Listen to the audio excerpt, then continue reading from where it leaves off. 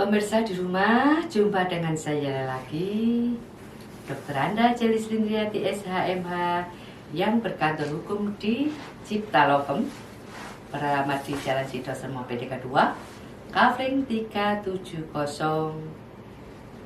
Surabaya, Jawa Timur, Indonesia. Pemirsa, kemarin saya melihat televisi. Dan di dalam televisi terjadi hingar-bingar karena adanya tes ASN di KPK. Ya, setelah hasil tes wawasan kebangsaan KPK bocor ke publik, Ketua KPK Firly Bahuri akhirnya resmi mengumumkan 75 pegawai KPK tidak lolos tes untuk alih fungsi menjadi ASN. Firly mengatakan tes itu sesuai dengan Undang-Undang KPK, sementara sejumlah pihak menilai uji wawasan kebangsaan hanyalah akal-akalan KPK untuk menyingkirkan sejumlah nama di KPK. Bagaimana nasib pegawai KPK yang tidak lolos jika merujuk pada undang-undang? Kita akan coba dalami terkait dengan polemik tes wawasan kebangsaan ala KPK ini bersama dengan Bang Zainal Arifin Mokhtar atau Bang Uceng dari Pukat FH UGM. Selamat malam Bang Uceng, apa kabar? Selamat malam Bang. Baik. Sehat, Alhamdulillah. Baik. Bang Uceng, langsung saja kalau kita melihat TWK ini, tes wawasan kebangsaan, ini kan seolah-olah menjadi ukuran baru ya untuk lulus ataupun tidak lulusnya pegawai KPK yang kemudian dasar tadi sudah disampaikan juga oleh Ketua KPK Firly Bahuri. Dari kacamata hukum tata negara, Bang Uceng, atau dari kacamata hukum begitu ya, apakah memang ini menjadi gambaran jelas bahwa sangat merugikan bagi pegawai KPK? Iya, kita bisa melihatnya dari berbagai perspektif sebenarnya ya. Satu, perspektif hukum tentu saja, regulasi. Kalau kita lihat regulasinya, kan undang-undang mengatakan alih fungsi. Dalam konteks alih fungsi, memang menjadi aneh kalau kemudian alih fungsi itu ada semacam tes. Ya. Karena tes itu menjadi petunjuk bahwa ada yang lulus, ada yang tidak lulus gitu. Padahal alih fungsi adalah alih fungsi. Satu.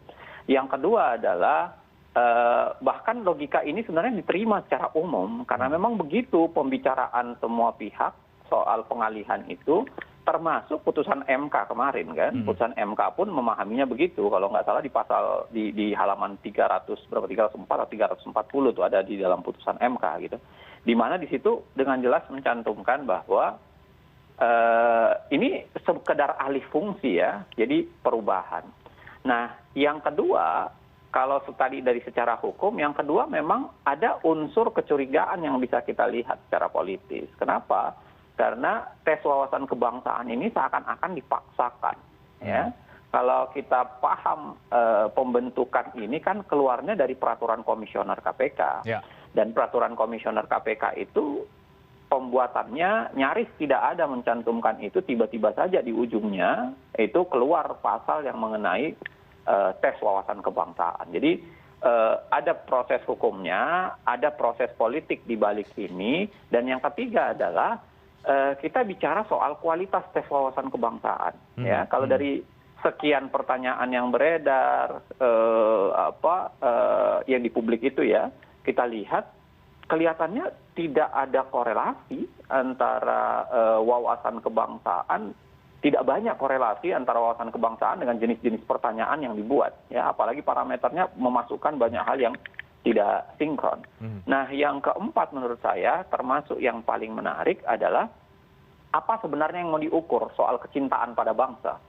Ya, para penyidik KPK ini, ya khususnya 75 nama yang disebutkan yang terbocor ke publik soal nama-nama itu orang yang sudah mempertaruhkan jiwanya kan, matanya bahkan dia korbankan gitu loh. Ada yang kemudian diancam berkali-kali, orang-orang yang sudah bertarung dengan kasus-kasus yang sangat besar, dengan kasus-kasus yang sangat penting. Kalau tiba-tiba mereka tidak dinyatakan lulus dan kemudian dibuang, ya, nah itu menjadi pertanyaan besar. Bagaimana mungkin dia dianggap tidak punya wawasan kebangsaan, padahal mereka lah yang selama ini itu bertarung berhadapan-hadapan dengan para koruptor. Yang tidak punya wawasan kebangsaan itu kan sederhananya adalah para koruptor kan. Pemberantas koruptornya dianggap tidak punya wawasan kebangsaan, padahal mereka sudah bertarung untuk itu. Nah, yang kelima memang kita kan masih menunggu ini. Nah, kita tidak tahu KPK mau apakan dari orang yang tidak lulus ini. Ya. kan baru ada 75 nama yang disebutkan. Saya sendiri sebenarnya merasa khawatir dengan cara KPK seperti ini, karena ini seakan-akan ketertutupan ya. Harusnya nama-nama itu diumumkan dong. Itu jauh lebih fair menurut saya, jauh lebih pas. Dan yang kedua adalah juga dijelaskan secara detail mau diapakan 75 nama yang tidak lulus itu. Apakah kalau kita lihat struktur bunyi peraturannya ya soal alih fungsi dan wawasan kebangsaan, kan sebenarnya ini adalah bentuknya pelatihan harusnya kan, bukan tes yang seperti ini. Maka harusnya di ujungnya orang yang misalnya tidak lulus itu dikasih pelatihan, bukan menjadi alasan untuk dikeluarkan dari KPK misalnya. Oke. Baik Bang Uceng, kita coba dengarkan lagi pernyataan Pak Firly ya berkaitan dengan bagaimana kemudian nasib 75 pegawai tidak lolos ini, karena Ketua KPK menyebut tidak pernah mengatakan ada pemecatan. Coba kita dengarkan lagi seperti apa. Perlu kami tegaskan bahwa KPK sampai saat ini tidak pernah menyatakan melakukan pemecatan terhadap pegawai yang dinyatakan tidak memenuhi syarat atau TMS sampai dengan putusan lebih lanjut sesuai dengan ketentuan undang-undang dan peraturan perundang-undangan terkait dengan aparatur sipil negara. Ya, di tengah nasib yang belum jelas akan seperti apa. Tapi yang jelas memang kemarin MK memutuskan juga bahwa pertimbangan adalah tidak boleh merugikan pegawai KPK dalam alih fungsi menjadi ASN. Tapi di saat yang sama juga Bang Uceng bahwa salah satu poin penjelasan dari Hakim MK adalah mekanisme pengalihan status pegawai KPK menjadi ASN ini justru memberikan kepastian hukum sesuai dengan kondisi faktual pegawai KPK. Bagaimana Anda menanggapi soal itu? Justru keputusan ini memberikan kepastian hukum bagi para pegawai KPK menjadi seorang ASN. Saya sih selalu menganggap putusan MK itu cuma bunga-bunga ya. Saya tidak terlalu percaya putusan MK bisa menyelesaikan problem itu. Karena putusan MK menurut saya kalau kita baca pertimbangannya terlalu sederhana sebenarnya. Apalagi dia menunjuk pada mekanisme yang didasarkan pada undang-undang. Yang di situ pasal 69C-nya juga bisa berkata soal dapat diangkat menjadi ASN kan. Walaupun dia mengatakan bahwa harus terjadi pengalih fungsian. Sebenarnya tanpa putusan MK berbicara begitu, orang sudah paham soal konteks peraturannya mengatakan alih fungsi. Dalam konteks alih fungsi, ya alih fungsi tidak ada proses tidak ada proses penghakiman di situ, tidak ada proses lulus tidak lulus. Tidak ada tes wawasan kebangsaan tadi itu ya? Harusnya tidak perlu, karena tes wawasan kebangsaan itu kan harusnya dalam bentuk pelatihan ya, dalam bentuk memberikan pemahaman wawasan kebangsaan dan lain-lain sebagainya kepada. Jadi orang untuk diangkat menjadi ASN itu pada konteks alih fungsi itu tidak lagi dilakukan proses seleksi, tapi harusnya dikasih pembekalan macam kapasitas. Nah, apa yang dikatakan Pak Firly tadi menurut saya menarik. Dia mengatakan bahwa tidak ada pemecatan. Memang tidak ada pemecatan, tidak mungkin karena syarat-syarat untuk dipecat itu spesifik. Ya? Kalau untuk diberhentikan itu spesifik. Tapi beredar pembicaraan atau kemudian keinginan untuk tidak meluluskan, lalu kemudian dianggap tidak dianggap harus memundurkan diri dan lain-lain sebagainya. Nah, itu yang saya bilang tadi. Harusnya ada kepastian. Ya, kepastian dalam bentuk apa? Ya nyatakan saja secara pasti bahwa 75 ini tidak ada proses apa-apa, mereka akan dilatih, mereka akan diperbaiki supaya keributan soal 75 itu menjadi hilang. Yang kedua adalah ya umumkan aja secara umum. Apa salahnya kalau kemudian diumumkan namanya, lalu 75 nama itu akan dibawa ke proses pelatihan misalnya untuk menguatkan kapasitas dan lain-lain sebagainya. Walaupun saya sampai agak bingung tuh, bagaimana mungkin mengetes wawasan kecintaan orang pada bangsa, pada orang-orang yang sebenarnya sudah berkorban habis-habisan selama ini di kehidupan dunianya, itu untuk membela bangsa dalam pemberantasan korupsi. Baik, Bang Uceng, yang terakhir, artinya kalau belum ada statement resmi atau transparansi resmi dari KPK, katakanlah menyebut nama-nama itu, sekarang kita tahu bahwa artinya ke depan ini kita dihadapkan dengan fakta bahwa akan menjadi tidak jelas seperti apa nasib ke-75 pegawai KPK yang dinyatakan tidak lolos TWK ini, Bang. Ya, ini kan sampai sekarang masih ada semacam lempar-lemparan ya. KPK menganggap bahwa itu urusan BKN, itu urusan kepegawaian.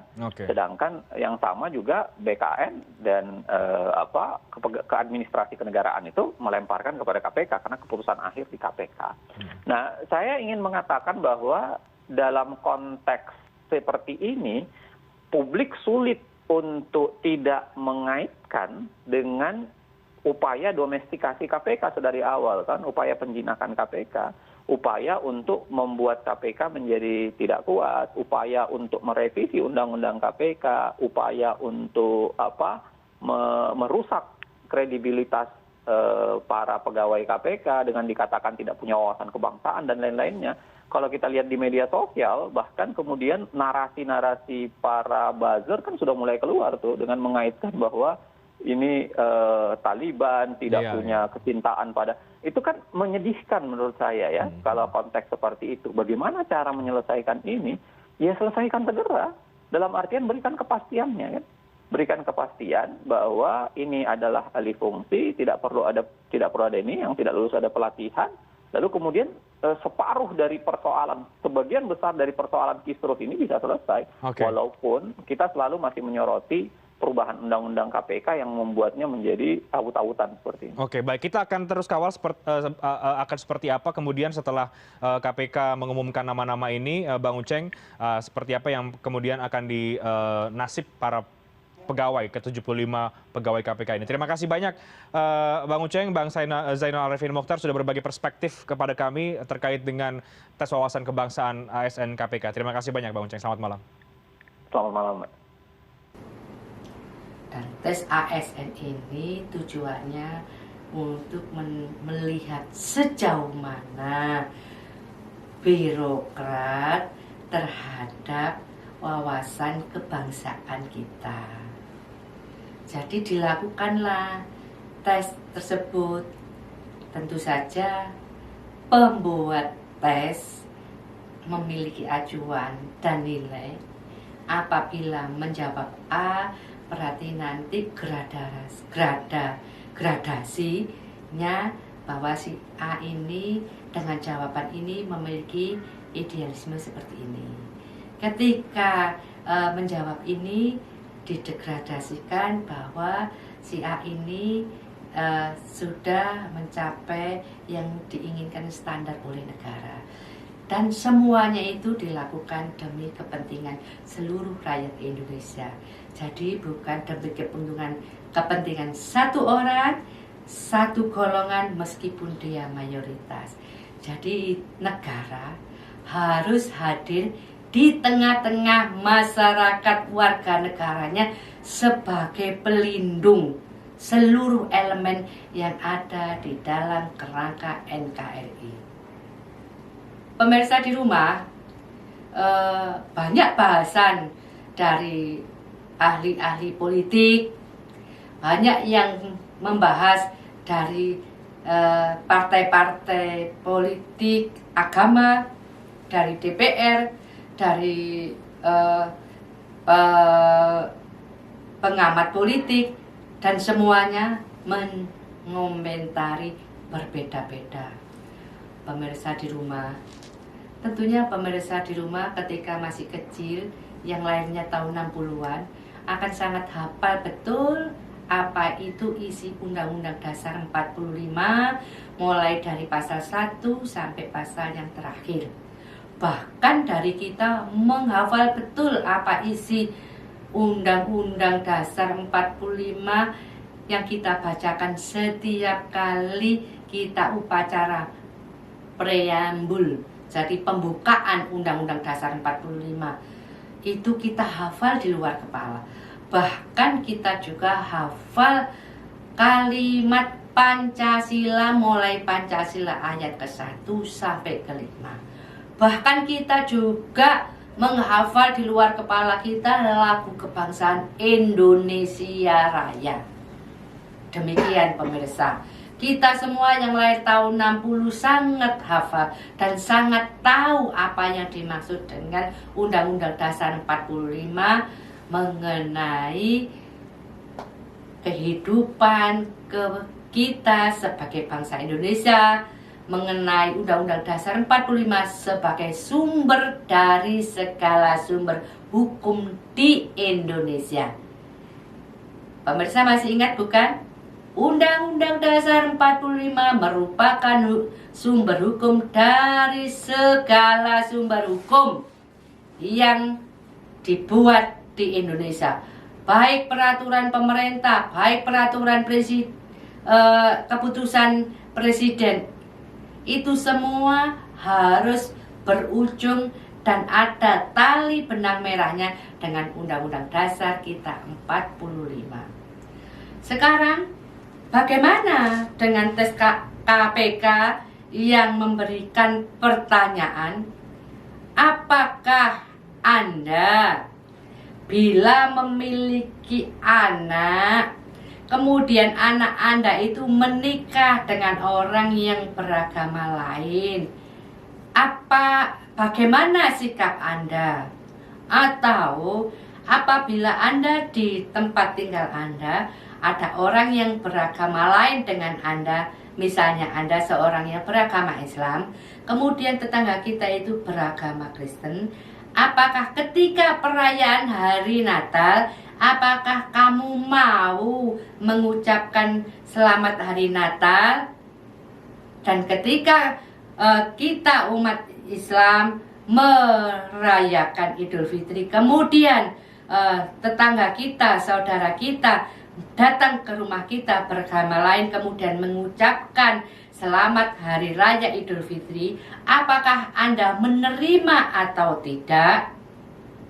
Itu adalah hal yang benar.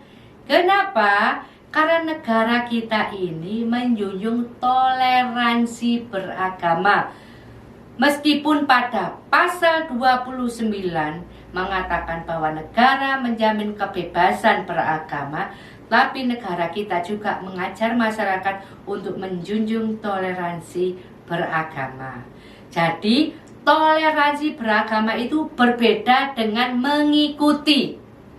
Toleransi itu menyatakan sikap akhlak yang luhur yang menghormati keyakinan orang lain. Nah, bagaimana bunyi Undang-Undang Dasar kita, Undang-Undang Dasar 1945 pasal 36A dan penjelasannya tentang lambang negara? Mari kita baca.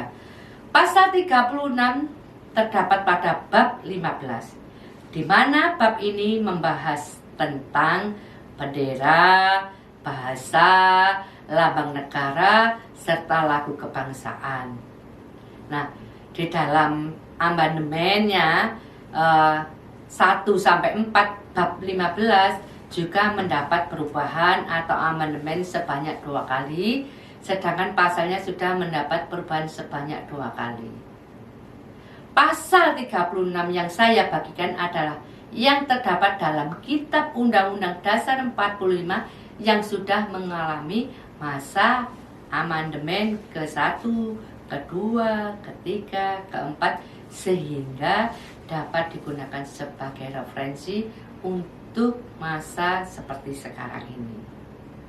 Pemirsa, negara kita ini adalah NKRI, dibungkus oleh Bhinneka Tunggal Ika, dan di dalam Bhinneka Tunggal Ika ini adalah rujukan dari hukum kita.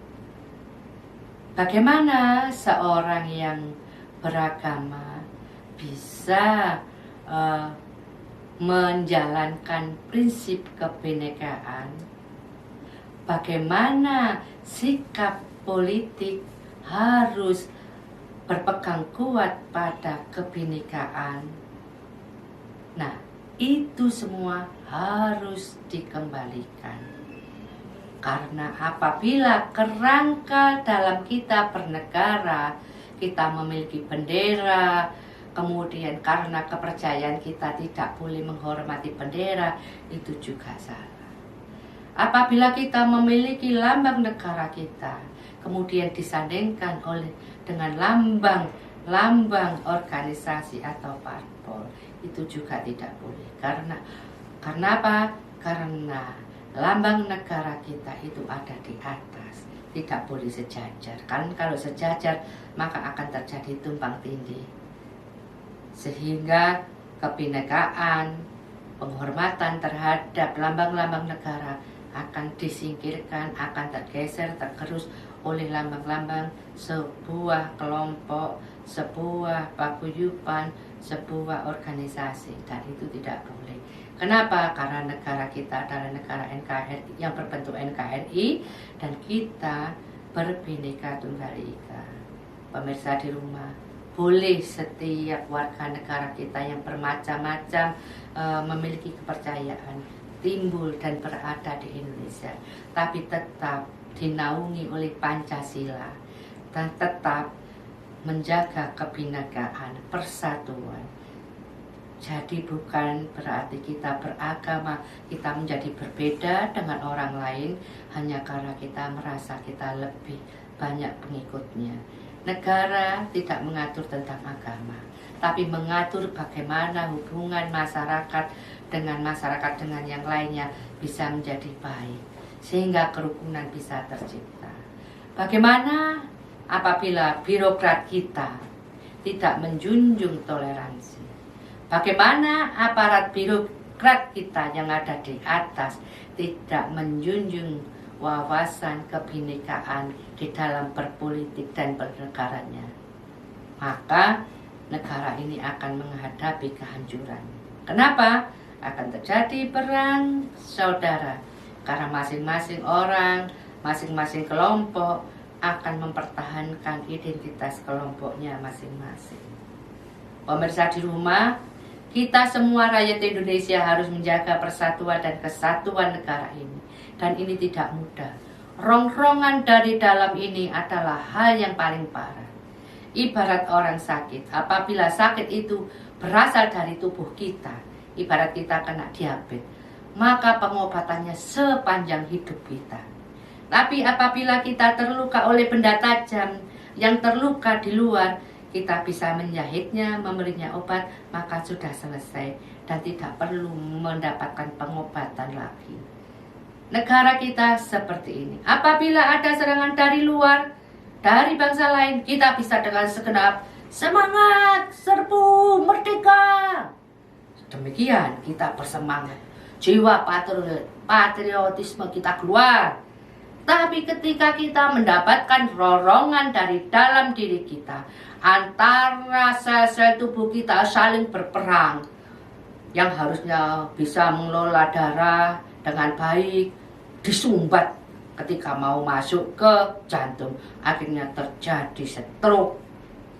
Nah, negara juga begitu. Apabila setiap elemen di masyarakat kita ini mau saling menang sendiri, maka negara ini akan stroke, ambruk, bablas. Kenapa? Karena tubuh ini tidak akan pernah berdaya mendapat serangan dari dalam.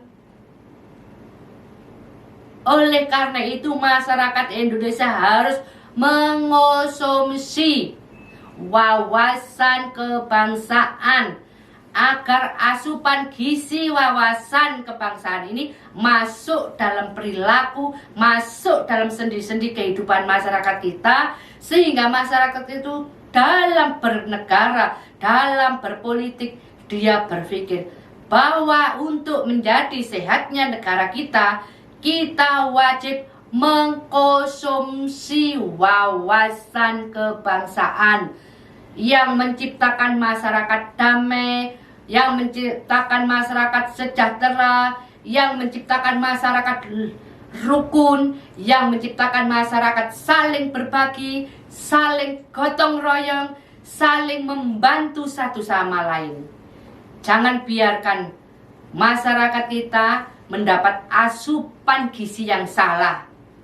Karena apabila masyarakat kita mendapatkan asupan gizi yang salah, maka organ-organ tubuh kenegaraan birokrat-birokrat kita akan menjadi lumpuh dan masyarakat akan stroke, pecah persaudaraan, pecah kebhinekaan, pecah NKRI. Siapa yang akan menikmati kehancuran kita? Tentunya orang-orang asing yang tahu negara kita kaya dengan kekayaan alam. Tentunya orang-orang asing yang menginginkan surganya Indonesia. Kenapa? Indonesia ini permata di Katulistiwa. Indah nian. Ada air terjun yang airnya bersih, tidak terkontaminasi. Airnya keluar dari bumi Nusantara, bisa diminum, menyehatkan. Di dalam tanah kita ada batu bara, ada nikel, ada emas, ada platinum, ada minyak, ada gas. Kita ini Indonesia, bak surga yang diberikan oleh Tuhan kepada masyarakat Indonesia. Jadi peliharalah Indonesia kita. Mari kita makan asupan wawasan kebangsaan Indonesia dengan berbineka, dengan menghormati sesama, dengan menjalankan Pancasila. Pancasila berketuhanan. Dan di Indonesia semua masyarakatnya bertuhan. Masyarakat Indonesia asli sebelum datangnya agama-agama yang dari luar Indonesia memiliki keyakinan terhadap Tuhannya. Meskipun dalam bahasa kita sendiri, itu adalah bentuk wujud keyakinan yang tertinggi yang dimiliki oleh bangsa kita. Dan itu yang wajib kita pelihara. Pemirsa, jadi mari kita dukung wawasan kebangsaan ini untuk menjadi asupan gizi dalam kita bernegara. Agar kita tetap bisa bersaudara dengan satu sama lain. Kita bisa pergi ke Papua dengan aman. Kita bisa pergi ke Padang dengan aman, kita bisa pergi ke Kalimantan dengan aman, kita bisa pergi ke Sulawesi dengan aman, kita bisa pergi ke NTT dengan aman, karena kita memiliki persatuan, kita memiliki kebinekaan, dan kita merawatnya dengan baik. Jangan sampai kebinekaan kita dirusak oleh asupan gizi yang salah. Agama adalah aturan yang membentuk masyarakat menjadi baik terhadap sesama dan baik di mata Tuhan. Masing-masing agama mengajarkan itu. Jadi pahami, agama adalah tidak, agama adalah aturan. Jadi agama mengatur yang tidak baik menjadi baik. Jadi mari kita pakai agama yang kita yakini menjadi sebuah kebaikan untuk NKRI kita, untuk kebinekaan kita. Sehingga masyarakat kita sesuai dengan Pancasila kita merasakan adil dan makmur. Pemirsa, bersatu itu indah loh. Pemirsa, berbineka itu indah loh, karena beraneka warna. Mari kita kembali menjadi bangsa Indonesia yang berwawasan kebangsaan Indonesia, yang menghormati satu sama lain, yang menyayangi satu sama lain, yang tersenyum satu sama lain. Tidak ada saling olok-olokan, tidak ada saling menuding untuk kepentingan agama. Karena agama tidak ada kepentingannya. Agama adalah aturan akhlak yang akan dinilai oleh yang menciptakan aturan. Bahwa kamu baik terhadap sesama, kamu baik dalam bernegara, kamu menciptakan surga di bumi dan kebaikan ajaran di bumi, sehingga yang di atas pencipta kita akan menilai apakah kita masuk dalam surganya beliau atau tidak. Jadi pemirsa, wawasan kebinekaan ini sangat erat kaitannya dengan apa yang kita yakini. Apa yang kita yakini? Mari kita menjadi bangsa yang baik. Jangan selalu kita mengumbar kebencian. Jangan sampai kita selalu mengumbar jati diri kita, ego kita, yang akan merusak kebinekaan kita sebagai bangsa. Apalah artinya surga kalau kita hidup di bumi ini, kita penuh peperangan, kita penuh penderitaan, kita penuh kebencian, kita penuh kemarahan. Mari kita, semua masyarakat Indonesia, kita kembali kepada Undang-Undang Dasar 45 yang berbineka tunggal ika, dan kita rawat NKRI kita jaga NKRI kita dari asupan gizi yang salah mengenai kebangsaan kita. Demikian pemirsa di rumah, bahasan saya mengenai bagaimana ASN harus memiliki jiwa wawasan kebangsaan. Terima kasih, kita akan bertemu lagi di lain kesempatan.